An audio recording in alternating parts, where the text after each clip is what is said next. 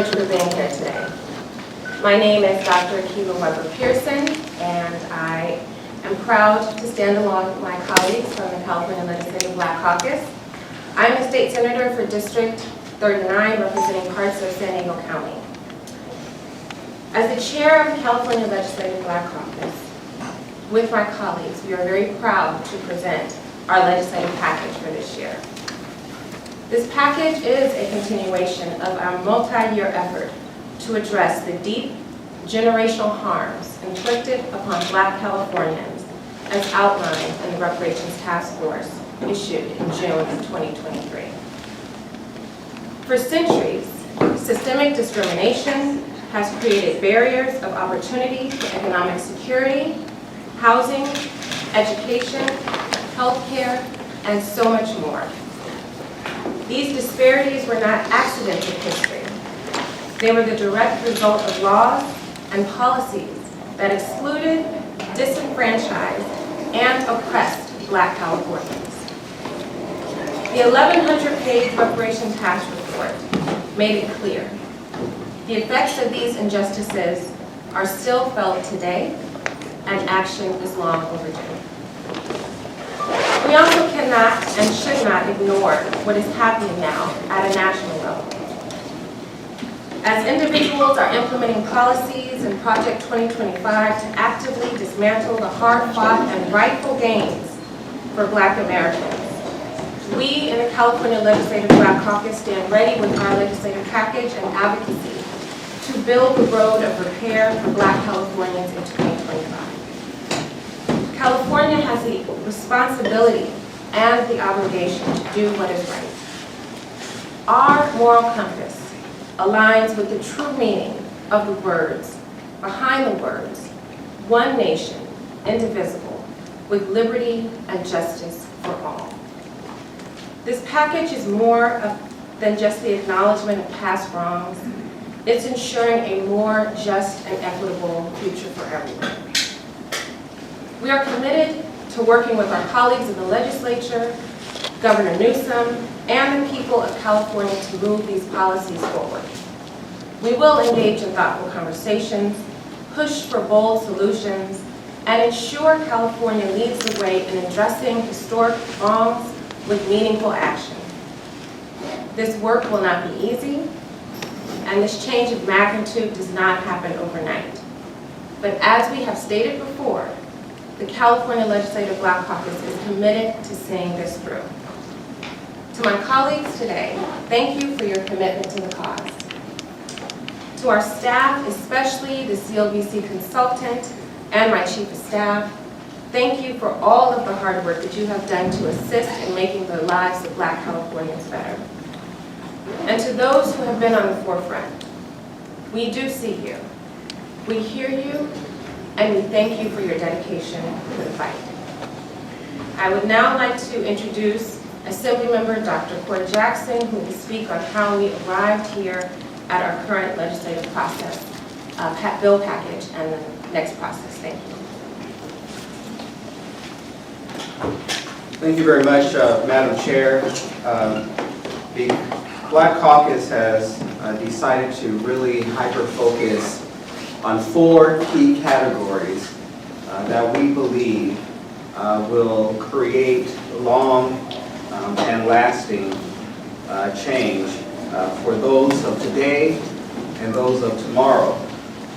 Our first category is really about establishing the legal authority and the structural framework in which all work to be able to repair harm and to achieve greater gains for our people to be achieved.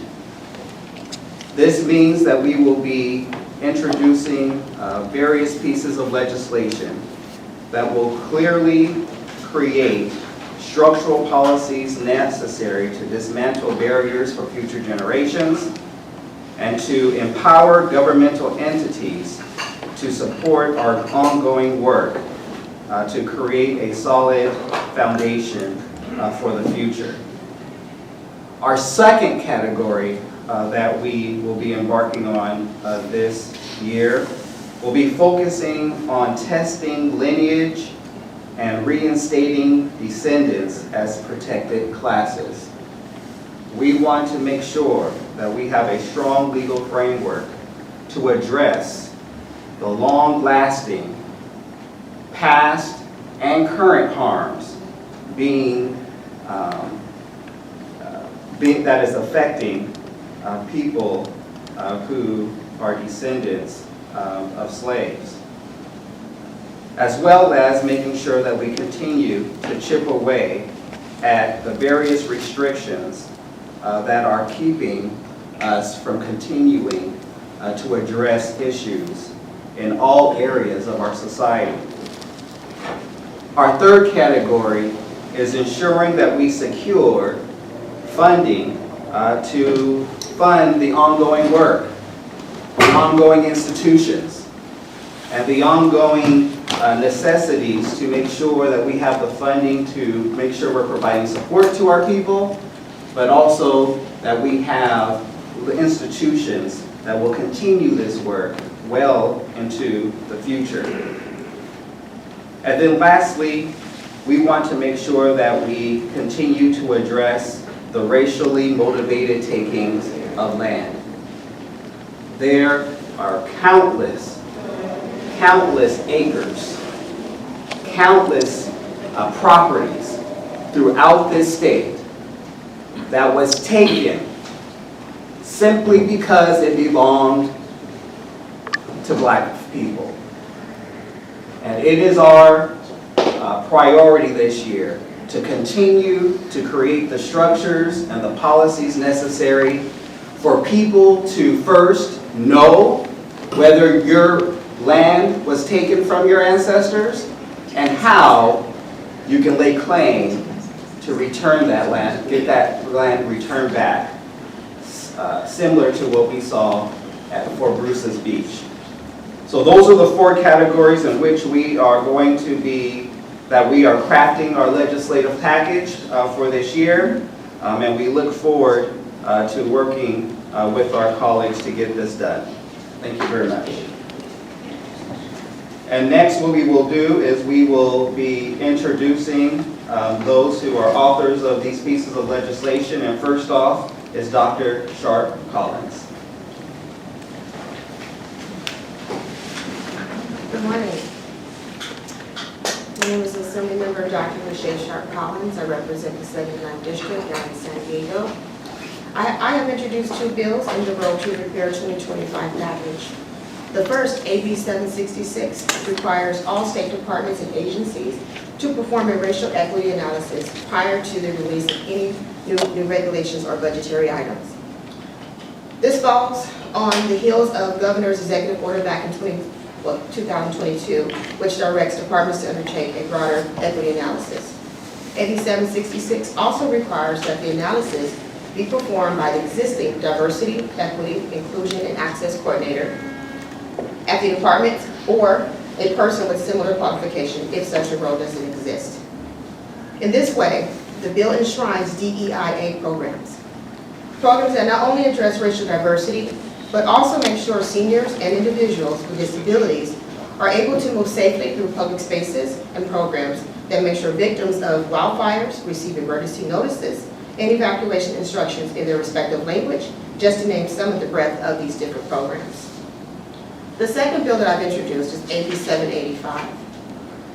AB 785 in this legislative package is titled the Community Violent Interdiction Grant Program. This bill relies on propositions. First, that the state has been in a position to close prisons, resulting in budget savings in the hundreds of millions due to intentional decisions by legislative leadership over the past decade. Second, it relies on the propositions that true violence prevention must come from the communities. For too long, we have been told that there is no money for programs known to disrupt the school-to-prison pipeline, like the recreational opportunities, trauma-informed care, youth diversion program, and school-based health centers. AB 785 will create a grant fund for those programs funded by money saved from prior year prison closures. It is critical that these funds stay within our public safety and well-being budget. With thoughtful investments, we should never Again, worried about future funding as these programs will continue to generate savings well into the future. Those are the two bills that I will be introducing out of this package. Next, we will have Assembly Member White.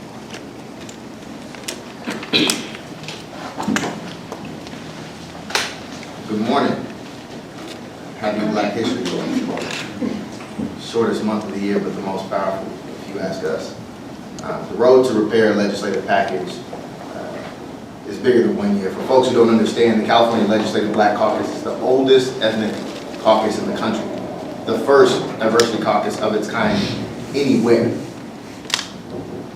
For over 5 decades, this caucus has been working to repair the harms of the past and create opportunity structures into the present and into the future. And right now, all of those gains are under active threat and attack by a federal government that has sought to erase us, to take us backwards, back to times when black folks were under subjugation, back to times when black folks were enslaved and enchained in all of the lives thereafter. That's the work this caucus is focused on and has been focused on.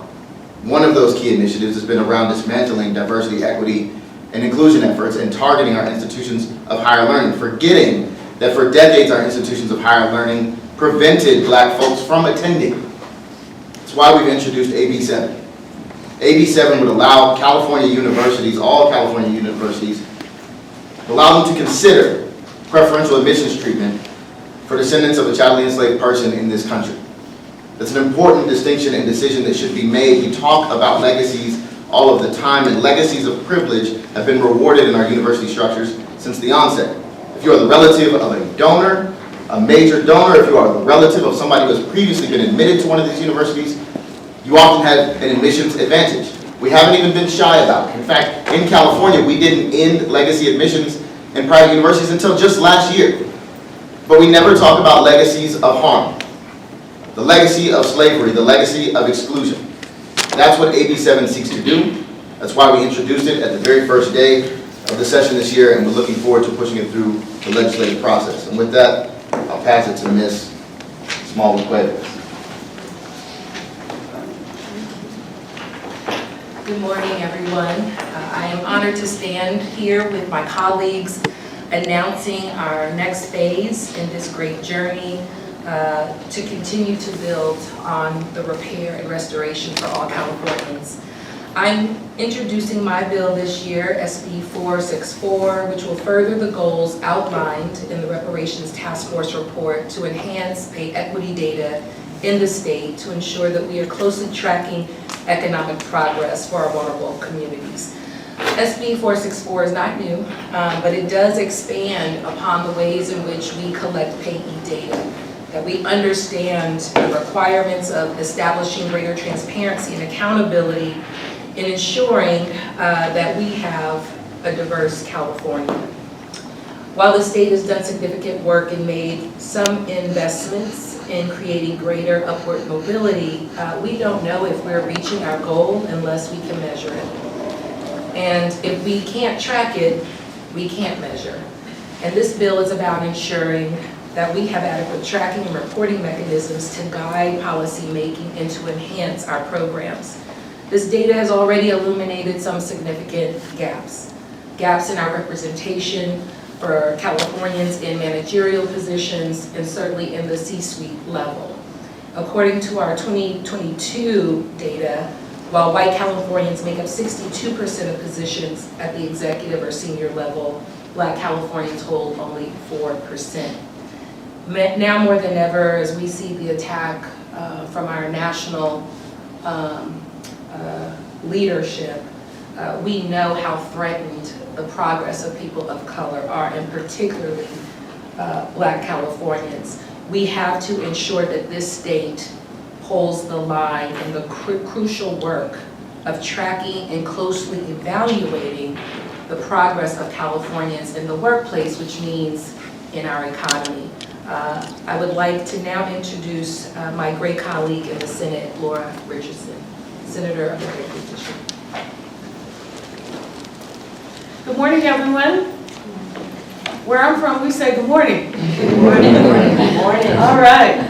Well, my name is Laura Richardson. I'm the new state senator for the 35th District. which includes communities starting from San Pedro, Wilmington, Carson, Compton, Watts, Willowbrook, Lenox, Lawndale, Hawthorne, and Inglewood. I say those cities because I want you to understand why we're talking about the legislation that we are. It's not something off, in the sun that we've heard historically. It's something that each and every one of us lives every day in our community.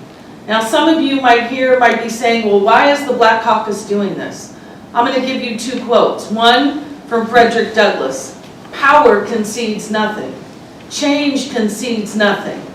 If we don't stand up and if we don't work to change, change will not occur. It never has occurred in the history of this country and other countries. So we're standing together because if we don't stand, we will see a continuum of what we've already seen, and unfortunately we'll see the results of what we've already watched.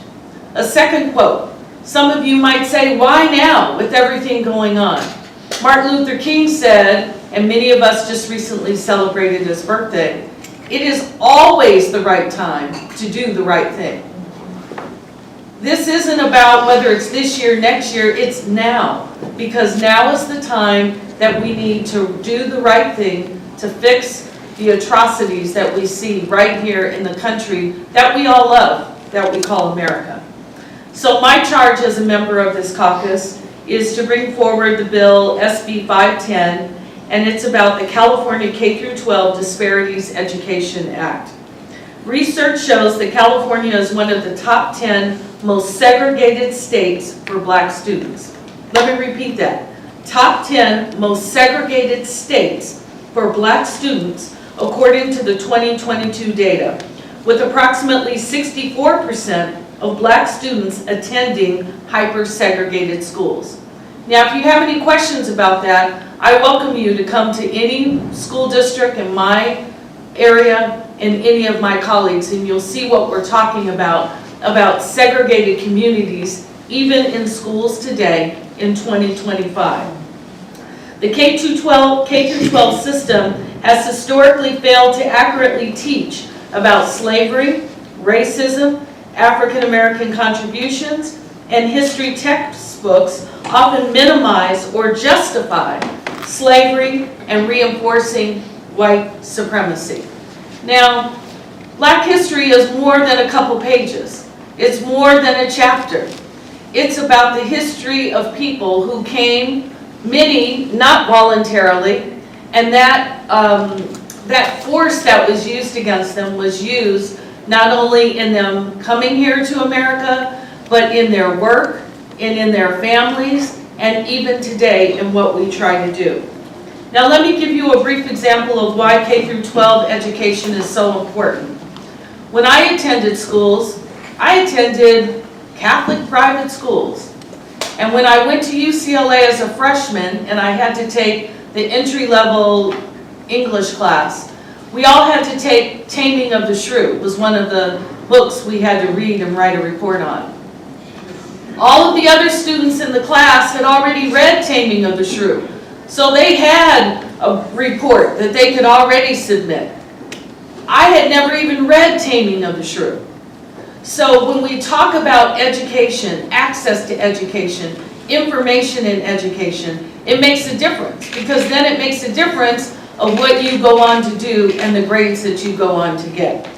So as I conclude, let me say this of why it's so important. The goal here is to provide accurate. We're not asking for special treatment. We just want the educational system to reflect the truth. Tell the truth in what has happened of African Americans in this country. We want it to be accurate, fact-based, honest, and worthy of study. Our society remains the world's greatest social and political experience in human history. And to exclude an entire population of its life experiences and its place in our collective history is wrong. And that's why we stand today. This act remedies that issue by again being an inclusive study of real American history. And when we say real American history, what we're talking about is, one, for kids and their parents who are not African American, for them to learn from history and what has happened so that they can be more sensitive and inclusive and understanding. And then for our African American children, that they know that their history just didn't end with slavery. There were many contributions and many other things that happened that can give them the pride that they need to know about their descendants. We look forward to working with all of you. I want to applaud our chair, Dr. Weber, and all of her hard work and the staff, and also Dr. Jackson, the assembly member, for his work as well. Thank you. Now I'd like to introduce Assemblywoman Wilson.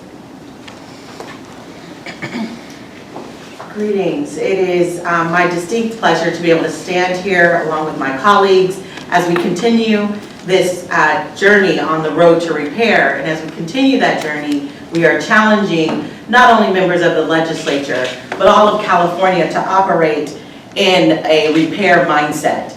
I am introducing a bill, or reintroducing a bill, that started its journey actually in the 21-22 legislative session when it was introduced by then Assemblymember Sidney Kamlager-Dove, who is now our great representative, a part of the California delegation.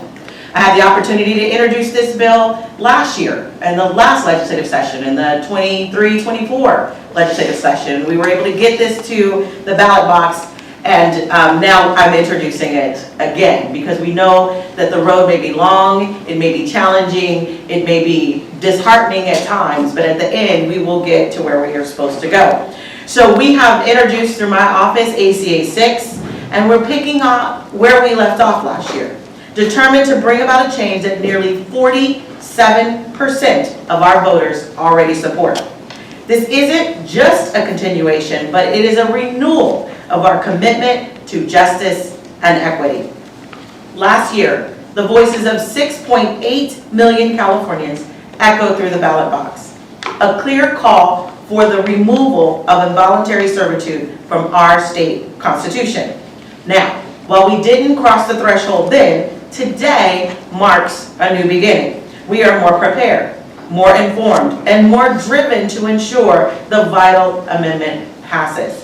ACA 6 is about recognizing the basic human dignity of every individual. It's about transforming our moral values into constitutional reality.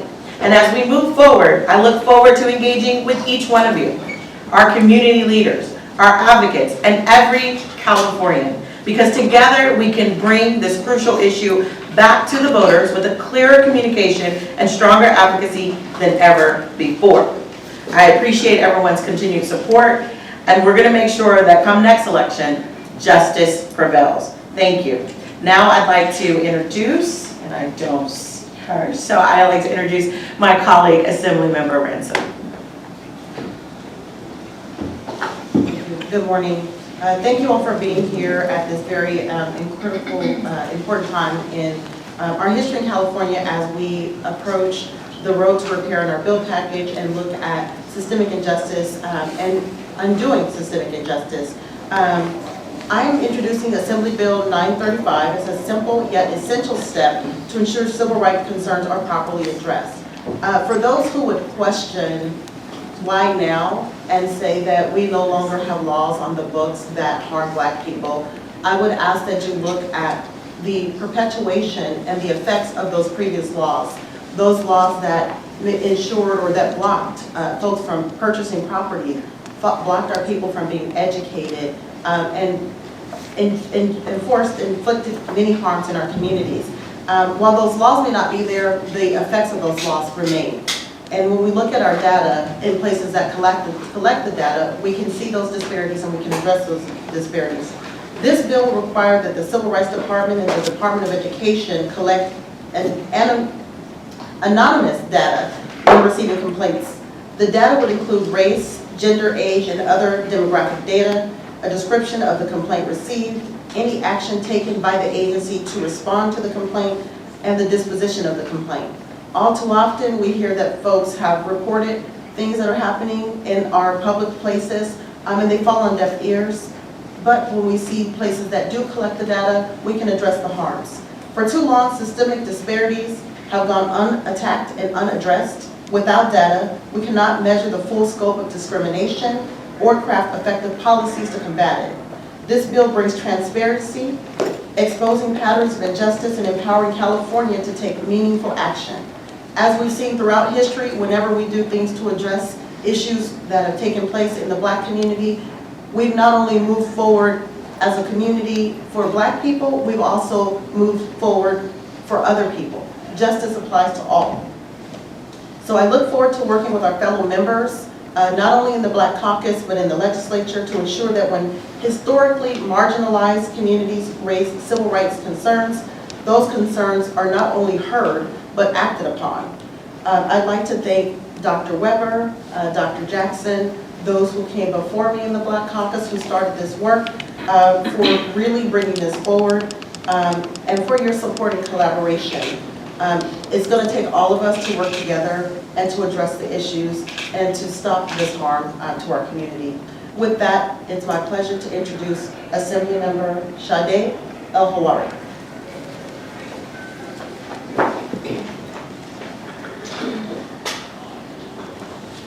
Good morning. I'm Assemblymember Sade El-Hawari, representing the community of South Central and the 57th Assembly District. I'm proud to have introduced AB 472, which really focuses on ensuring that we prioritize descendants of slaves in licensing applications. Nearly 30% of jobs require a license or certification, yet our community has historically been denied access. It's time to break down those barriers. My office is also considering shortening the 7-year waiting period for individuals with felonies to receive licenses. People who are ready to re-enter society shouldn't be forced to wait to rebuild their lives and contribute to society in meaningful ways. While the federal administration weakens critical institutions, California is stepping up. As the California Legislative Black Caucus, we will continue to fight for justice and ensure the descendants of those who built this country get the opportunities we so deserve. Thank you. And now I'd like to pass it back to our chair, Akila Webb. Well, thank you to all of my colleagues for discussion about their bills. As I stated at the beginning, I'm Dr. Weber Pearson. I'm Senator for Senate District 39. As we progress towards a society in the increased use of AI technology, it is critical that the biases and stereotypes that Black Americans have faced are not perpetuated in our future innovations. This is why I have introduced SB 503. SB 503 aims to combat biases in software products used in healthcare facilities. This bill focuses on ensuring that software used as an accessory to healthcare staff delivers sound, non-discriminatory decisions that promote equitable outcomes. It addresses both medical and non-medical biases that can and do affect patient care. Healthcare decisions must be based on sound, unbiased information to ensure patient safety and fairness. However, multiple studies have shown that some medical software products can and have perpetuated racial biases, leading to disparities in care. SB 503 ensures that all patients receive fair and accurate medical assessments and treatment recommendation. This reduces healthcare disparities by aiming to close gaps in healthcare outcomes for historically underserved and marginalized communities, specifically Black communities. This bill does not seek to slow innovation in healthcare technology. However, it does ensure that innovation serves everyone fairly. Additionally, to implement policies aimed at repairing historical injustices, we first must have a clear and accurate way to determine who is a descendant of American child slavery. Many African Americans face challenges in tracing their lineage due to incomplete records, forced family separations, and systemic erasure of our histories. In an effort to answer the question, of who is eligible, we will utilize the power of science.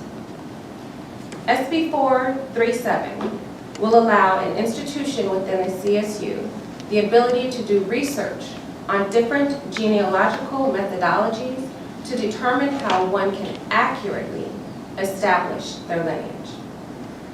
Unfortunately, this question was not answered in the Reparations Task Force report. And the CSU is the largest public university system in the country with the academic expertise, infrastructure, and national reach to effectively develop a clear and standardized process for lineage verification.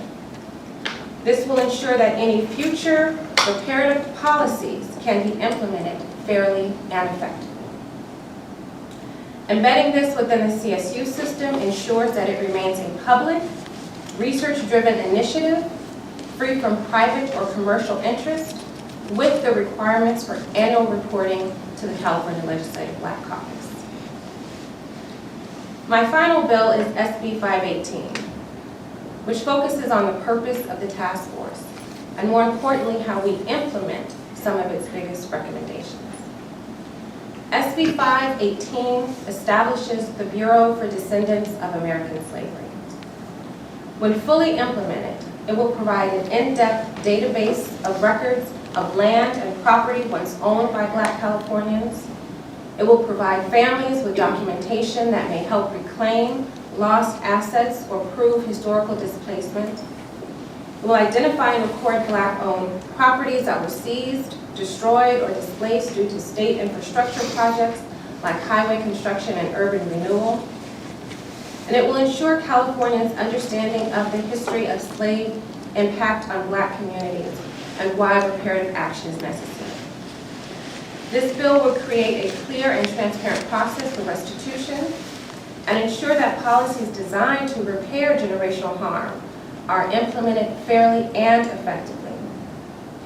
This bill, SB 518, with the establishment of this bureau, will ensure that any future policies or benefits reach the people directly impacted by the systemic injustices caused by American slavery.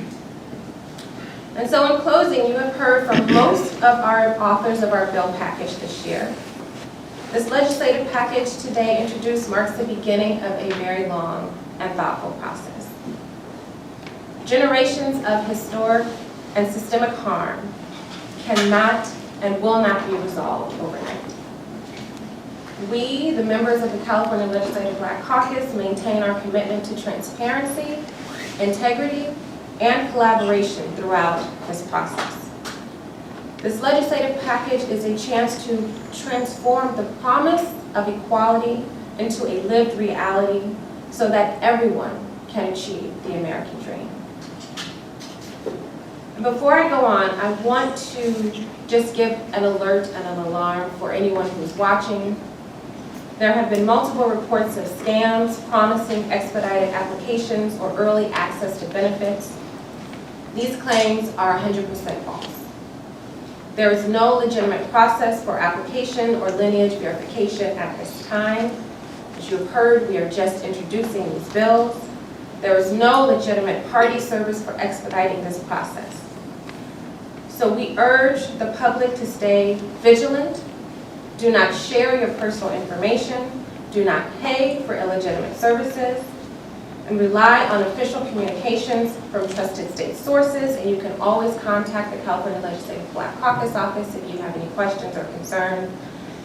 Because this work is too important to allow for bad actors to undermine it. So in closing, I want to thank my colleagues once again for their courage and their leadership in this space. A gratitude for the advocates and community members. We see you, we hear you, we stand with you. This will be a very long road ahead, but we are prepared and ready. And together, we will make history, but more importantly, we will make change. And at this point, I'm going to turn it over to Assemblymember Bryant to facilitate our Q&A portion, which will probably be about 5 minutes because we need to get to our individual legislative sessions. Go ahead. if that, because we really got to get down there. Any quick questions? Yes, Ashley. Okay, well, I don't know if this is a great first question, but there's a bit of a split screen with your caucus. Because looking at last year, new members is not necessarily for you, but. No, that would be the split screen. Okay, well, the split, okay. For new members. Well, one of the most controversial, high-profile bills that came out of last year was authored by one of your members, Tina McKinnon, allowing Steve Ballmer and his Intuit Dome, Steve Ballmer is a billionaire, to be the only location in California to stay open until 4 a.m. to allow 100 people, the highest ticket purchasers at that dome, to drink until 4 a.m. It's the only place in California where it can be done. And all of you, except for Dr. Weber, voted for that.